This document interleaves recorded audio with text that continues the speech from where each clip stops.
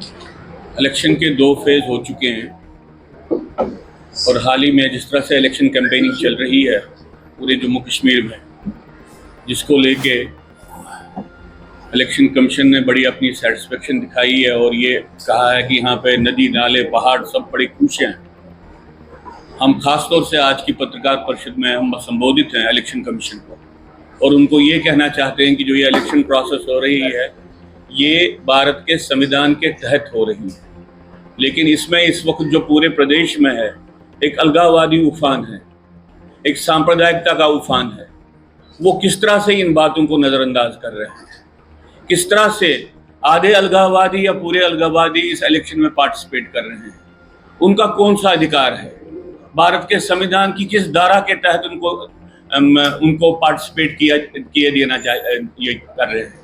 ये सिलसिला है कि इलेक्शन कैंपेन में अलगाववादी कैंपेन एक डोमिनेंट एक बन जाए फीचर और इलेक्शन कमीशन चुपचाप दूसरी तरफ देखे, इससे डेमोक्रेसी का ह्रास हो रहा है।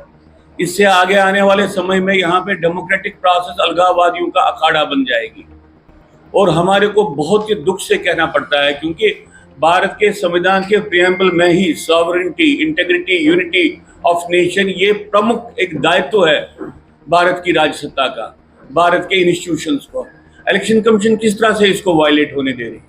कश्मीर घाटी में इंजीनियर रशीद से लेकर नेशनल कॉन्फ्रेंस तक जो जिस तरीके का प्रचार कर रहे हैं वो इनको ऐसा प्रचार क्यों करने दे रहे हैं?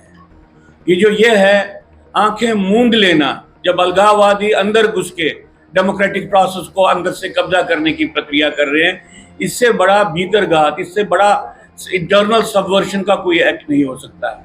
हम आज इलेक्शन कमीशन से ये आग्रह करते हैं कि वो अपने दायित्व को समझे। वो एक कॉन्स्टिट्यूशनल अथॉरिटी हैं, उनको समझना चाहिए कि यहाँ पे जो डेमोक्रेटिक प्रोसेस हो रही है ये भारत के संविधान के तहत हो रही है। फ्रीडम ऑफ एक्सप्रेशन एक एब्सोल्यूट राइट नहीं है।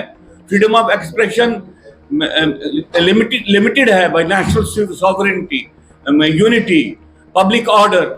ये सब चीज़ें ध्यान में रख के फिर फ्रीडम ऑफ एक्सप्रेशन का यहाँ पे निर्वाह हो सकता है। हमको बड़े दुख से कहना पड़ रहा है कि अभी तक यहाँ पे जो जम्मू कश्मीर में जो 2 फेज का इलेक्शन हुआ है उसमें अलगाववादी प्रचार अपने चरम पे पहुंच गया है और इसको होने दिया जा रहा है।